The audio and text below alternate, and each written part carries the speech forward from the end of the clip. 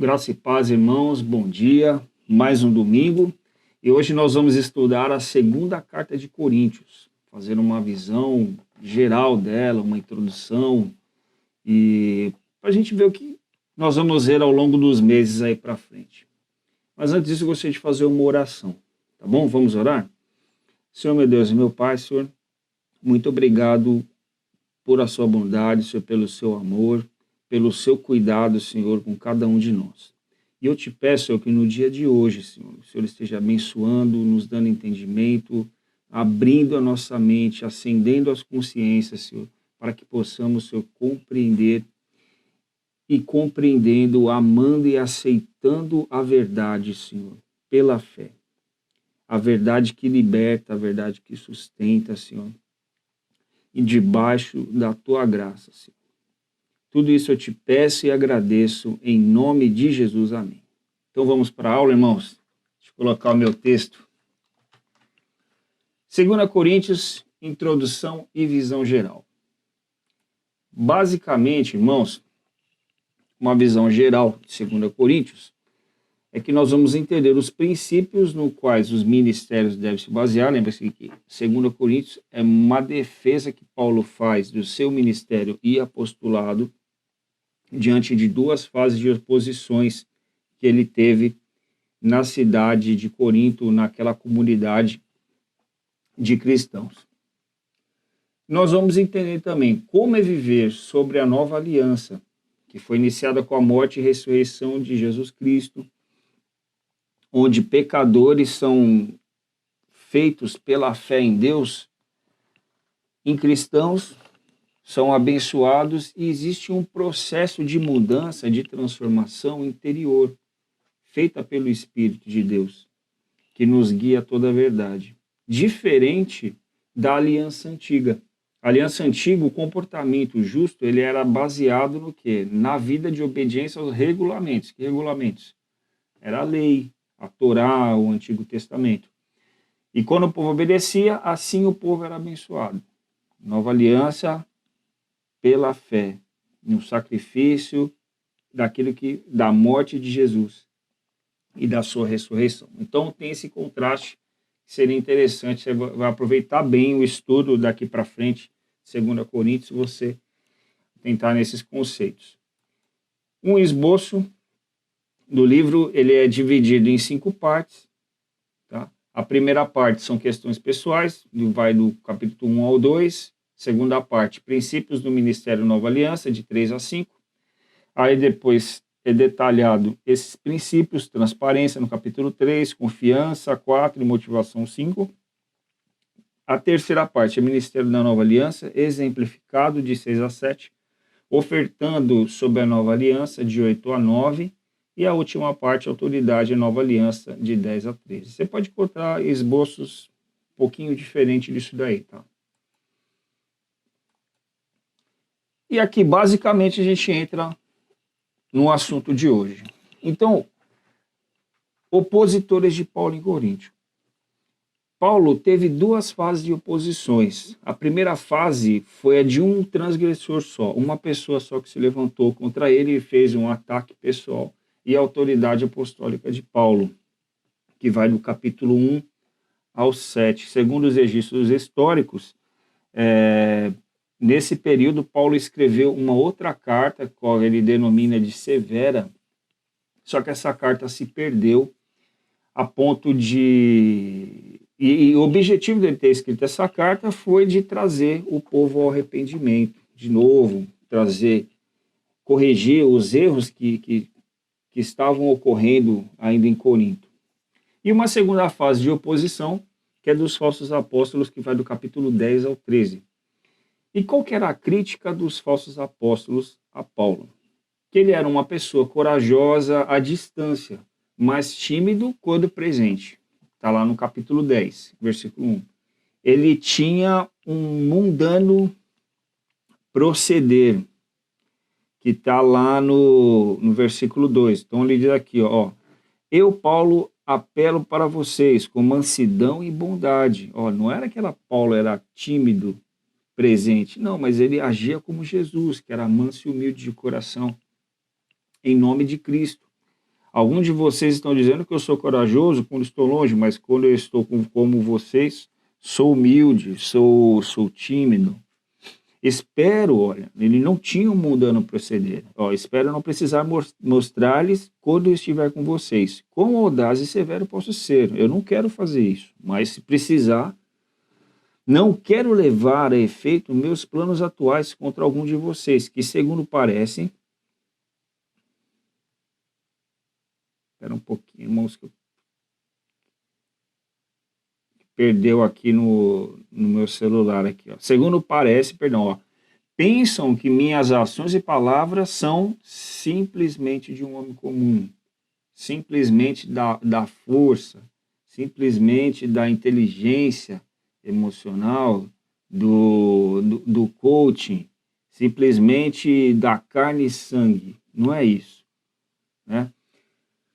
Suas cartas eram graves e fortes, mas em pessoa ele era fraco e seu discurso desprezível. Outra acusação que os falsos apóstolos faziam. Digo isto a fim de que vocês não pensem que eu estou querendo amedrontá-los, né? Como se fossem graves e fortes, quando os repreendem minha carta.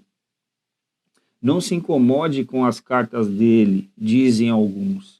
Ele parece importante, mas é só aparência. Quando ele vier aqui, vocês vão ver que ele é tímido e a sua palavra é desprezível. Então, eles achavam que não podia ser apóstolo. O Paulo não tinha credencial para ser apóstolo. Ele não tinha capacidade, ele não tinha educação, não tinha o treinamento na oratória, como diz aqui em 11, 5, 6. Ó. Entretanto, eu não creio que esses sublimes apóstolos de Deus, como eles se chamam a si mesmos, sejam em nada superiores a mim. Se eu sou um pregador fraco, pelo menos eu conheço aquilo que eu estou falando. Como penso que vocês agora já perceberam, pois nós o temos provado repetidamente.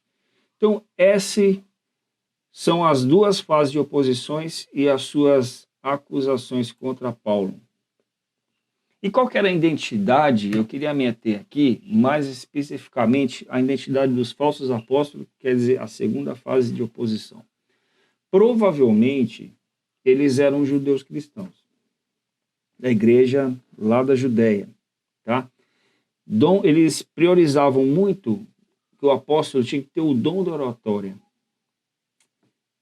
tinha que ter importância de revelações e experiências visionárias e a demonstrações de poder para provar que Cristo falava por eles.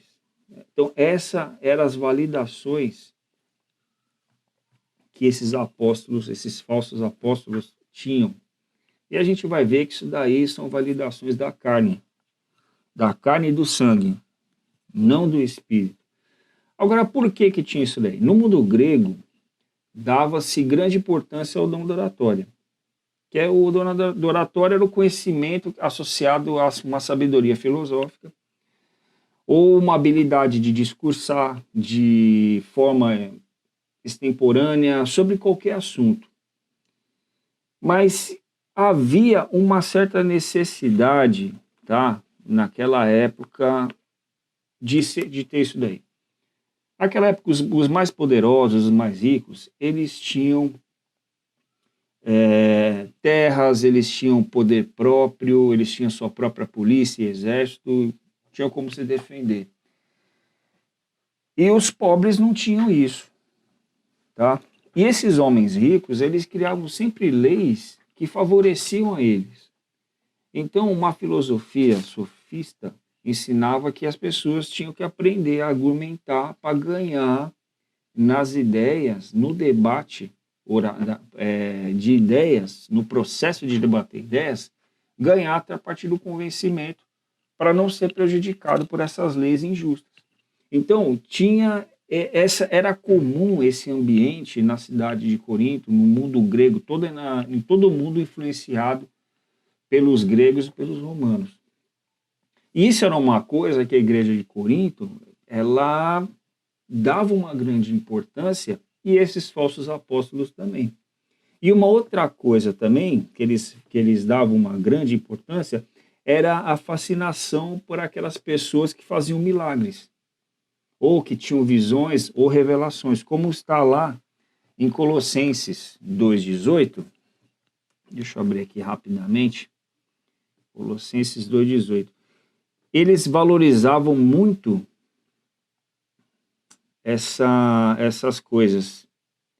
Viu? Ó, Colossenses 2,18 diz assim: que ninguém, ó, afirme que é melhor que vocês, ó, porque as pessoas achavam que quem fazia milagre, ou tinha revisões, ou revelações, ou certos tipos de dons, ou certos tipos de manifestações místicas, eles achavam isso. Esse é bom. Se tem alguém que é bom, é que é assim. Esse era o pensamento das igrejas. Então, Paulo fala que ninguém afirme que é melhor do que vocês só por causa disso. Com divisões, fascinações, fascinações não, de fazedores de milagres, visões, revelações. E tem também prazer em uma falsa humildade. A gente vai entender aqui o que seria essa falsa humildade. E na adoração de anjos, e dessa forma os impeçam de alcançar o prêmio. Esses homens vaidosos têm uma mente ainda muito carnal e orgulhosa, porque isso aqui são obras da carne. E a gente vai entender por quê. O que quer dizer, irmãos, essa falsa humildade? Na literatura judaica, frequentemente, a humildade era associada num sentido positivo ao jejum. E jejum, irmãos, é deixar de comer. É isso. Jejum era você fazer uma abstinência de alimentos e se consagrar a Deus. Quando a pessoa tinha fome, ela lembrava disso e se consagrava a Deus. E naquela época, entre os cristãos daquela época, o jejum se caracterizava simplesmente por falta uma abstinência de alimentação e oração, né? Não se tinha os escritos como a gente tem hoje, facilmente um livro para ler, a Bíblia em várias versões, em tablets e smartphones. Só que num sentido mais extremo, a humildade se referia também a práticas ascéticas, cujo propósito era levar o asceta a visões e experiências estáticas. E tais práticas tornaram-se muito populares no ascetismo cristão do século II. E o que era isso daí? A pessoa se privava por um período bem extenso, além do que ela realmente suportava, e essa falta de proteína e às vezes a privação do sono também induzia a alucinações. Então, esse tipo de humildade, que era aqueles que Paulo descreve aqui como falsa humildade, né? Era a falsa humildade que, na verdade, era por causa de uma fraqueza do corpo, a pessoa vinha a ter alucinações e visões e coisas do tipo. E os falsos apóstolos, lá em Atos 8, 9 e 13, nós temos também um outro relato de como essas coisas eram valorizadas nessa época.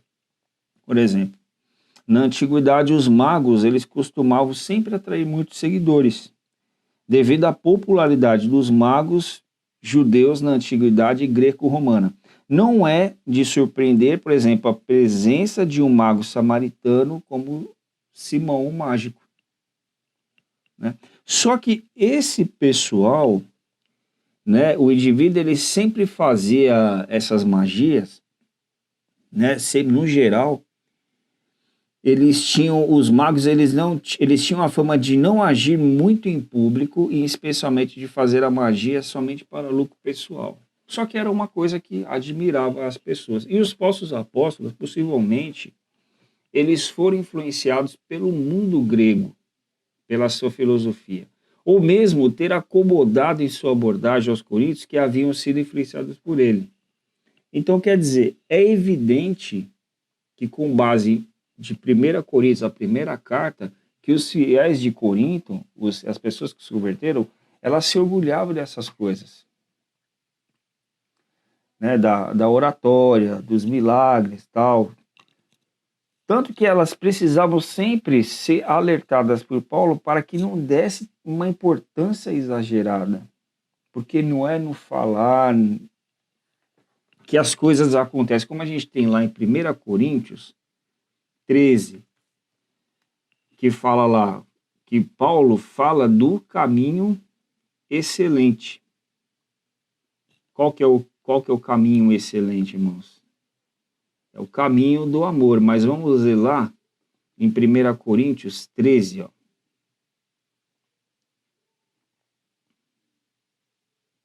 13, olha aqui, ó. Se eu tivesse o dom de falar em outras línguas, sem tê-las aprendido, e pudesse falar em qualquer idioma dos homens ou dos anjos, e, no entanto, não tivesse amor, eu seria como um sino que ressoa ou um prato que estaria só fazendo barulho. Se eu tivesse o dom de profetizar, outra coisa que eles valorizavam muito, e conhecesse todos os mistérios e todo o conhecimento, mesmo que eu tivesse o dom da fé, a ponto de falar numa montanha e fazê-la sair do lugar, se não tivesse amor, nada seria. Porque a importância que Paulo precisava lembrar para eles é a fé que age pelo amor. O amor na confiança de Deus, o amor no cuidado de Deus, o amor da certeza de que, mesmo que todas as coisas venham contra nós, Deus está conosco. E Deus demonstrou o seu amor máximo, a sua expressão máxima em Jesus Cristo, que veio e morreu por cada um de nós. O castigo que nos traz a paz estava sobre eles. Só que, por uma conta de influência, de pensamentos e ideias daquela época, eles eram influenciados. Então, parece que esses adversários de Paulo, eles eram judeus fiéis, que tinham sido influenciados pelo mundo grego, e eles incorporavam em seu entendimento sobre o apostolado certas ideias gregas. E usavam isso como validação. Ou então, eram judeus fiéis da igreja de Jerusalém, que eles tinham aceitado as ideias correntes entre os coríntios, eles viram o pensamento que aquele povo tinha sobre o que era importante, sobre o que era necessário, de modo que eles usavam isso para influenciar os coríntios contra Paulo. Tá? Então, essa era a identidade dos falsos apóstolos. E quais eram as diferenças, então, teológicas entre Paulo e seus oponentes? Então, o que é que estava pegando mesmo? Primeiro, olha, se você baseia a sua fé nessas formas, nessas filosofias gregas, é óbvio que o evangelho que esses falsos apóstolos pregavam só podia ser diferente daquele anunciado por Paulo. O Jesus era diferente também apresentado. Não era o mesmo Jesus que Paulo apresentou. E o Espírito era um Espírito diferente que era recebido também. E olha que Paulo alertou em outras cartas que mesmo que um anjo que viesse do céu anunciando outro evangelho, outro Jesus, era para ser considerado anátema, né? Era para ser rechaçado. Não é para ser aceito. E o apostolado? E as diferenças teológicas no apostolado? Primeiro, os falsos apóstolos, olha como é que é carne e sangue. E tem o teto baixo. Vai só até a página 2. Na luta contra as coisas. Não tem nada de espiritual. Primeiro, é a ideia de que as pessoas precisam causar uma boa impressão pessoal. Isso era uma coisa que os falsos apóstolos, eles acreditavam. Olha, a gente precisa causar uma boa impressão pessoal, precisa ter uma presença controladora e uma boa oratória. Então, é o que nós tiramos de fragmentos daquilo que Paulo escreveu aqui no versículo 10, olha. Não se incomode com as cartas dele, dizem alguns. Ele parece importante, mas você vai acreditar num cara que parece que é importante, mas não é? Mas é só aparência? Quando ele vier aqui, vocês verão que ele é tímido. Olha, a presença, ele não tem uma presença controladora, não tem uma boa oratória. E a sua palavra é desprezível. Então, começa aí a diferença do apostolado. Outra coisa que eles achavam, que a autoridade com os que eram sujeitos. Eles tinham que falar assim, olha, se você é apóstolo, você tem que ter autoridade com aqueles que são sujeitos. Onde que nós vemos registrado isso? E nem se incomodam quando eles os fazem escravos. Então, eram pessoas que faziam dos irmãos da igreja de escravos. Tiravam tudo que eles tinham, aproveitavam-se deles, contavam vantagens, feriam-lhes no rosto, né? E aí Paulo fala, sinto vergonha de dizer que não são tão forte e ousado assim. Ao exagero e o extremismo que isso foi levado entre eles. Todavia, qualquer coisa de que eles se atrevam a vangloriar-se, né, se atrevam dessa soberba da vida, dessa vaidade tola, desses caprichos, estou falando de novo como insensato. Eu também me atrevo. Olha o que o Paulo está falando aqui, hein? Fundamentados, o apostolado, para eles tinha que ser fundamentados em visões e revelações. 12:1. Esta vanglória toda pode parecer absurda. Fundamentar o apostolado em visões e revelações. Mas eu vou continuar. Vou contar-lhes das visões que tive e das revelações do Senhor. Então, Paulo começa a fazer uma comparação. Olha aqui, vou contar-lhes das visões também que eu tive e das revelações do Senhor. Mesmo que isso, esta vanglória, Paulo chama isso de vanglória, pode até parecer absurda. Há realizações de sinais e maravilhas, 12, 11, 13. Aqui, ó.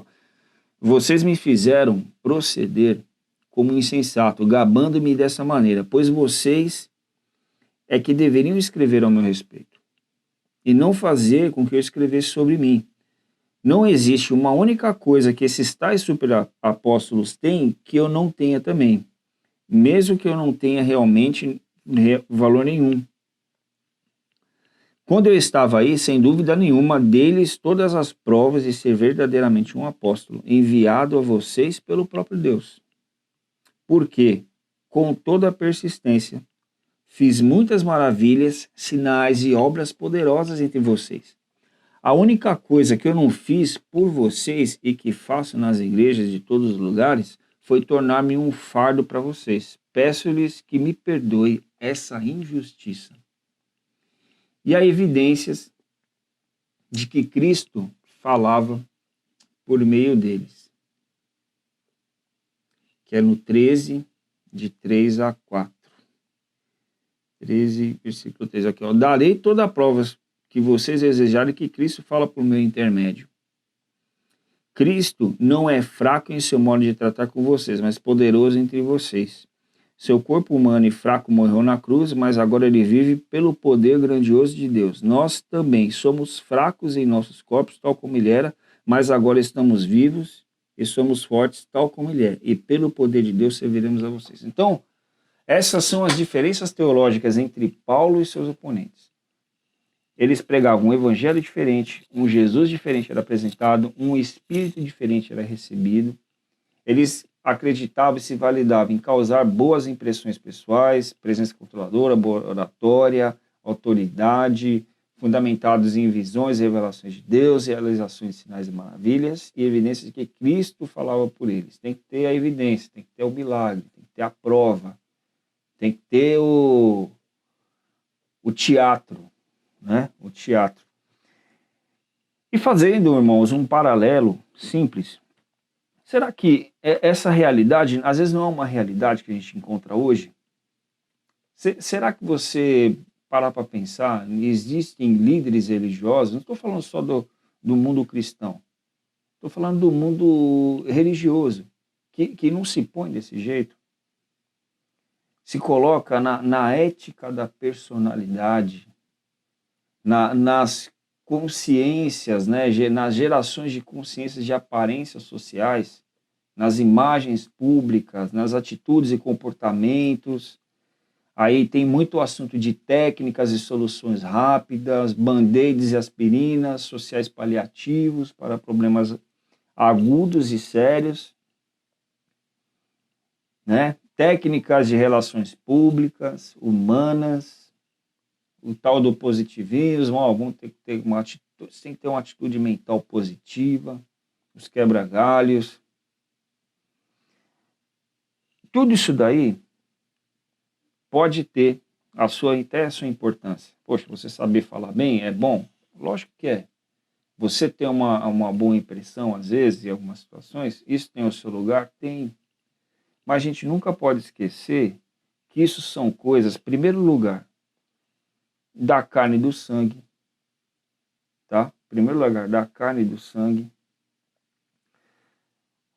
Segundo, outro aspecto, é importante a pessoa ter essas motivações, ou essa fé natural, como se você quiser chamar assim, a gente pode chamar desse jeito, ou essas habilidades humanas. Sim, no trato humano, às vezes com os negócios da vida, né, tem a sua importância sim. Mas são sempre coisas secundárias, coisas da carne e do sangue. Não são coisas para se firmar, para se construir uma casa. Não é a rocha, é a areia, onde a casa é construída e vem a tempestade, derruba. Não é a fé que Jesus ensina a ter. Não é a atitude que Jesus ensina, não é a atitude compatível com o Evangelho. Porque se parar para pensar, isso daí está relacionado com a concupiscência da carne, concupiscência dos olhos e a soberba da vida. E aí são as derivações disso. E os frutos estragados, que nascem dessas coisas, que não servem como um alimento espiritual verdadeiro. As bolotas que as pessoas oferecem, e não a pérola que Jesus oferece no seu evangelho. Quando, na verdade, Jesus quer sempre nos levar para uma coisa mais de caráter. Em primeiro lugar, a fé e as coisas que nascem da fé, da confiança em Deus. Por exemplo, a integridade da obediência, que Jesus fala que é assim que aquele que me ama tem os meus mandamentos e os guarda, e esse é o que me ama, e aquele que me ama será amado por meu Pai, e eu também o amarei e me manifestarei a ele.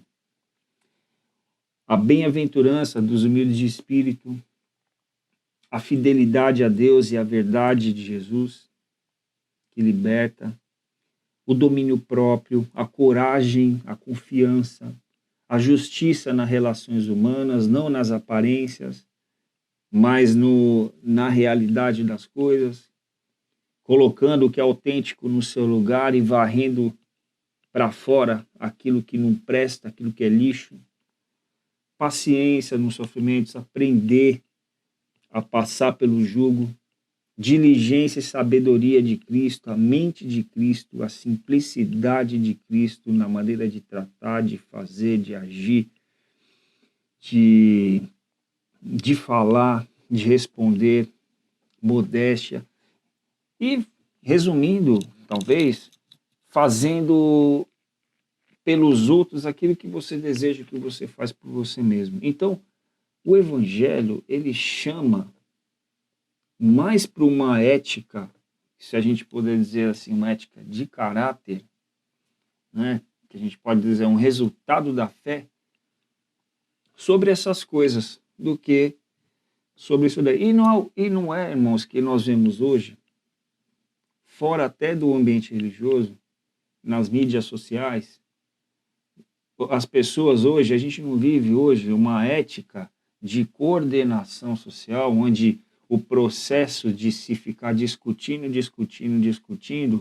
e de cada lado pessoas com mente fechada, sem querer dar o braço a torcer, mas uma querendo ser mais, ter o dom do convencimento, da oratória, da lógica, dos argumentos, né? Não é essas brincadeirinhas de gente bobinha que a civilização nossa tem hoje, e nessas formas vai se estabelecendo as coisas, vai se estabelecendo as verdades de uma forma tipo, a maioria pensa assim, então eu acho que deve ser assim. Então vamos seguir assim. Daqui 2 anos muda, aí a gente muda também. Então não é assim o Evangelho. O Evangelho é um compromisso com a realidade, com a verdade, com o amor de Deus, com o amor ao próximo. Né? Não é um compromisso de quem é o melhor. É um compromisso de que todos são iguais, todos são irmãos. E o nosso único mestre é o Senhor. Então, foi necessário uma reação de Paulo contra essas coisas. E o que Paulo salientou? Olha, se eles têm recomendação, não falta recomendação para mim também. Como está lá em capítulo 13, 2 e 3, que ele recebeu a recomendação de Pedro, Tiago e João, que eram considerados colunas da igreja, que falou assim, então Paulo, vai pregar o evangelho para os incircuncisos, para os gentios, pode pregar, porque nós entendemos e reconhecemos diante de Deus que você recebeu esse chamado. Então, faltava conhecimento? Paulo, não faltava conhecimento. Paulo foi um apóstolo que recebeu de Jesus Cristo diretamente o Evangelho.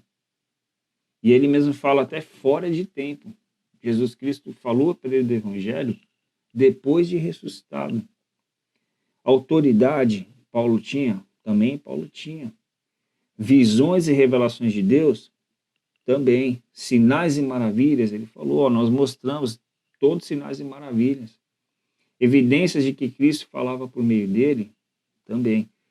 Agora, Paulo, ele precisou salientar essas coisas para mostrar que tinha isso daí também. Só que ele rejeitava toda essa abordagem de avaliação e todas essas reivindicações do apostolado e critérios que a gente pode denominar talvez triunfalista, né? Por quê? Porque Paulo entendia que a verdadeira unção, o verdadeiro poder não vinha dele mesmo.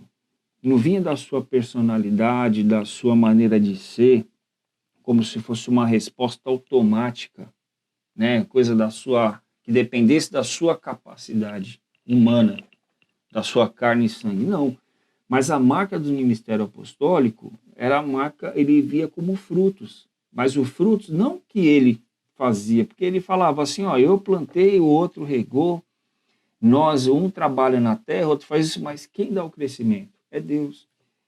Quem é que fazia com que as pessoas se tornassem carta viva? Era o Espírito que escrevia no coração das pessoas, convencendo elas, fazendo elas entender a verdade, levando elas para o amor de Deus.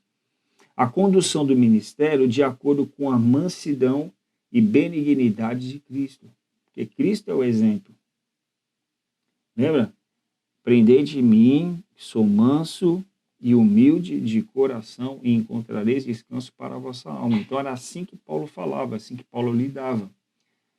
Compartilhar os sofrimentos de Cristo. Não só a vida ressurreta de Cristo, mas também compartilhar os sofrimentos. Porque Paulo falava que nós somos vasos de barro onde a bênção de Deus é derramada. Vamos ler aqui. Eu queria ler esse trecho para vocês, que é do capítulo 4, de 8 a 12. De 8 a 12, aqui. De todos os lados somos oprimidos pelas dificuldades. Porém, não somos esmagados. Ficamos perplexos porque não sabemos a razão, às vezes, de certas coisas que nos acontecem. mas não desesperados. Somos perseguidos, mas não abandonados. Somos abatidos, mas não somos destruídos. Este nosso corpo está constantemente enfrentando a morte, tal como aconteceu com Jesus. Olha aqui, compartilhar o sofrimento de Cristo.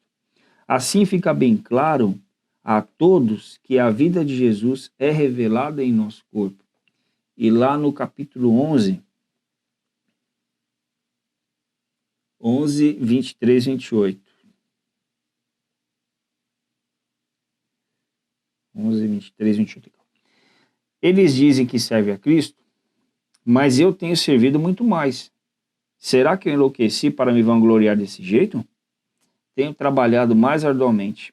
Tenho sido posto à prisão mais vezes e chicoteado mais severamente. E tenho enfrentado a morte muitas vezes. Em 5 ocasiões diferentes, os judeus aplicaram o seu terrível castigo de 39 chibatadas. E apanhei de vara 3 vezes. Fui apedrejado uma vez, 3 vezes sofri naufrágio. Numa ocasião fiquei exposto em alto mar a noite inteira e durante todo o dia seguinte. Tenho viajado muito, estado frequentemente em grandes perigos nos rios, perigos por causa de salteadores, perigos por causa do meu próprio povo, os judeus, e assim como nas mãos dos gentios, enfrentei grandes perigos nas cidades, perigos no deserto, perigos no mar, perigos por causa de falsos irmãos. Tenho trabalhado arduamente e experimentado cansaço. Muitas vezes fiquei noites sem dormir. Tenho passado fome e sede e muitas vezes ficado em jejum. E muitas vezes suportei o frio, sem roupa suficiente para me agasalhar. Além de tudo isso, tenho constante preocupação com todas as igrejas. Essa eram as coisas que Paulo via, que são a marca do ministério apostólico verdadeiro. A fraqueza em que Cristo foi crucificado e o poder da ressurreição. 4, de 7 a 12. Capítulo 4, vamos ler aqui, irmãos. Entretanto, de 7 a 12. Entretanto, esse tesouro precioso está encerrado num vaso de barro. Que tesouro é esse? O tesouro da graça de Deus, do amor de Deus, do perdão maravilhoso, da vida eterna, da sua misericórdia por todos nós, pecadores, a quem Ele quer bem, isto é, no seu corpo fraco. Todo mundo pode ver, olha aqui, todo mundo pode ver que o poder glorioso que está dentro provém de Deus e não de nós. O poder vem de Deus, a unção vem de Deus, os frutos vêm de Deus. A condução do ministério, de acordo com a mansidão de Cristo, é manifestação de Deus dentro de vocês. O compartilhar os sofrimentos, a fraqueza. E de todos os lados somos oprimidos pela dificuldade, porém não esmagados. Não somos esmagados. Por quê? Porque maior é aquele que está em vós do que aquele que está no mundo. E esse que está dentro de vocês é o valente. É o valente que destruiu e subjugou aquele que te prendia, aquele que te fazia escravo. Como é importante nós conhecermos a palavra e ir meditando nessa palavra, irmãos, para que essas coisas comecem a criar raízes e a gente comece a estruturar a nossa vida em cima dessas verdades. Tem o 12:9, capítulo 12, de 9 a 10. E cada vez ele diz, a minha graça, olha aqui, é tudo o que você precisa. A minha graça te basta, pois o meu poder se revela melhor nos fracos ou se aperfeiçoa na fraqueza. Agora sinto-me feliz em me gloriar em minhas fraquezas. Estou feliz em ser uma demonstração viva do poder de Cristo. Já que eu sei que tudo é para o bem de Cristo, alegro-me nas fraquezas, nos insultos, nas durezas, nas perseguições, nas dificuldades, porque quando estou fraco, então sou forte. Então, irmãos, olha só as marcas do ministério apostólico. Essas são as marcas. E para a gente finalizar a aula de hoje, duas maneiras de nós avaliarmos o ministério. Ou o ministério, ele é avaliado, ele é construído sobre a areia, de maneira triunfalista, que seria um ministério triunfalista, que é da manifestação de poder, de milagres, de autoridade do apóstolo, da centralidade de poder, sem lugar para a fraqueza e sofrimento. Ou o ministério, né, que a pessoa tem, ela é baseada na dependência de Deus, no poder e autoridade que depende inteiramente da atividade de Deus, que produz em nós o tanto querer como realizar, que escolheu deixar repousar sobre os seus servos, mesmo em suas fraquezas, nesse corpo de morte, mas por meio dessas fraquezas manifestar o seu poder, por meio da loucura da pregação do Evangelho. Amém? Eu espero que você tenha gostado. Se você achou interessante, compartilha a aula, dá o seu like, volta, assiste de novo se você não entendeu alguma coisa. Porque, irmãos, você precisa aproveitar sempre o ensino da palavra de Deus. Tá? Eu peço que você tenha um bom domingo. E hoje à noite também nós temos nosso culto online que você possa estar participando também. Amém? Então, tchau e até a próxima.